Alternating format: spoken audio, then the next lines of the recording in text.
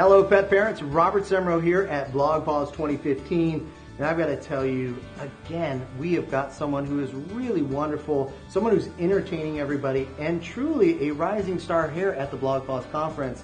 We have Alana Grelyak from CATastrophes, or the CATastrophes web series. I'm sure most of you have seen it, but if you haven't, you got to check it out.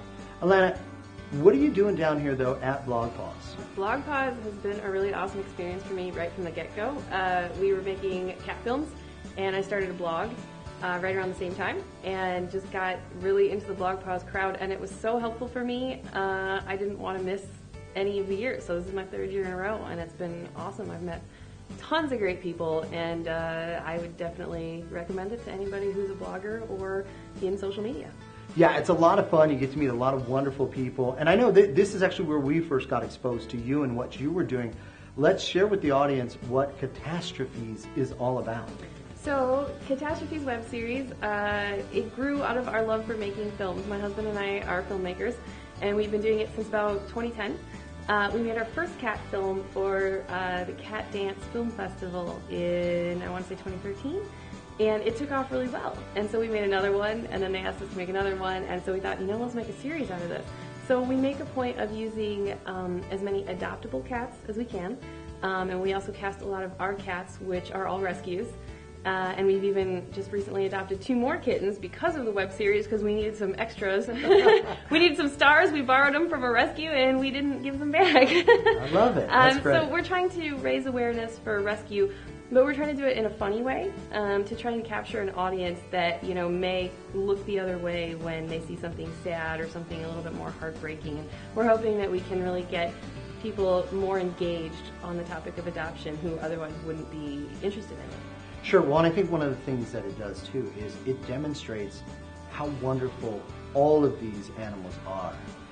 A lot of people go, wow, they're doing this with cats. Mm-hmm. Share your secret, because we've had many people go, we see what you guys do, how do you do that? And then we see what you do, mm-hmm. and we go, oh my goodness, they've really got it figured out. Working with cats is different. There's been many times on set where I thought, well, why did we start a dog web series? My dog will sit for hours and look cute, and she's great. But working with cats can be a challenge. We have at times rewritten the script to fit what the cat would prefer. Sure. So we never make the cats do anything that they don't want to do or that would make them uncomfortable. And we work with the personalities of the cats. So if I'm in a really big role for a cat, it'll usually be one of my cats, and it'll be for something that I know that they can do. So with the French catastrophe, I knew my cat was a talker. Rocky loved to talk, and I thought, well, how can we use this? And so he became the French cat, and every time he meowed, it was in French, and we didn't understand him, and it worked out really well because he didn't care about wearing costumes, and he would just sit and talk to me forever, and it was great. So, we work with the personality of the cat, and we just try to have a lot of fun with it and work on the fly. And if it's not working, we change it, and we can even change it in editing, and just try to do the best we can. There's really no secret. We do sometimes use effects. There are some green screen shots. We have never put a cat in Lake Michigan. We've gotten a lot of comments on that. Right. It never happened. It was all green screen. So we do use a little bit of effects here and there. Sure. Well, it's really a lot of fun, and it's what's I think so interesting is it is very high quality. Thank you. And a lot of folks are surprised when they meet you and they go, wow, you didn't have a big budget to do this. Mm-hmm. Share that, because I know the folks out there, they want to start doing more creative mm-hmm. things, and they want to be inspired. And you're a great example of what you can do starting and then moving up, because your progression has been phenomenal. Thank you. We actually work on zero budget. It's really all out of our pockets. My husband and I think the secret is that we do almost everything post and pre-production. We have some friends that will help us on set, which is great. If we do get a sponsor and we're able to pay them, that's even more wonderful. But for the most part, we have a lot of actors and stagehands and crew and things that are willing to help us. We do shoot really small. So for the most part, a production, the smallest we've done is 2 people, just me and him. Usually it's 3 to 4 people. And so he is the director, the cinematographer, the editor. He does the coloring, he does the sound effects, and all the finishing work, and even the lighting and everything that you don't think of.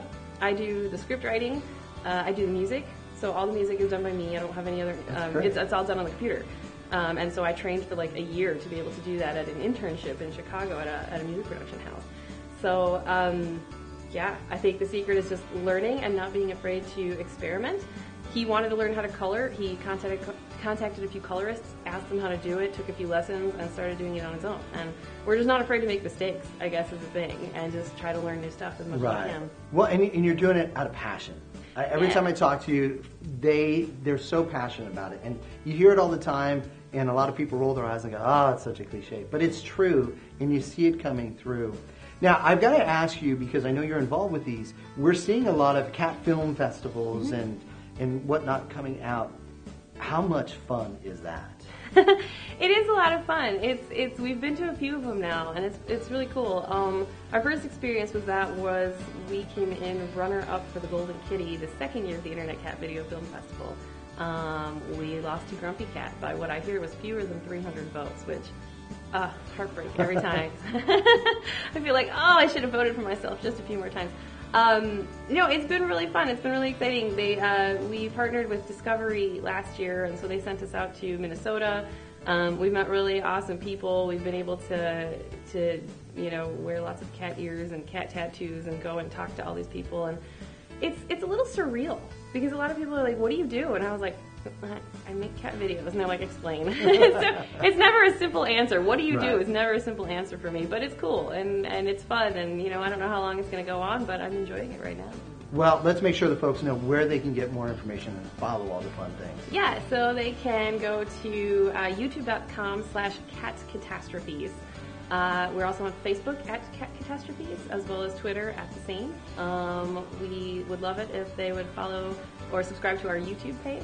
And you can also Google CATastrophes, and I think we're number 1 or possibly number 2 after Hurricane Katrina. Wow.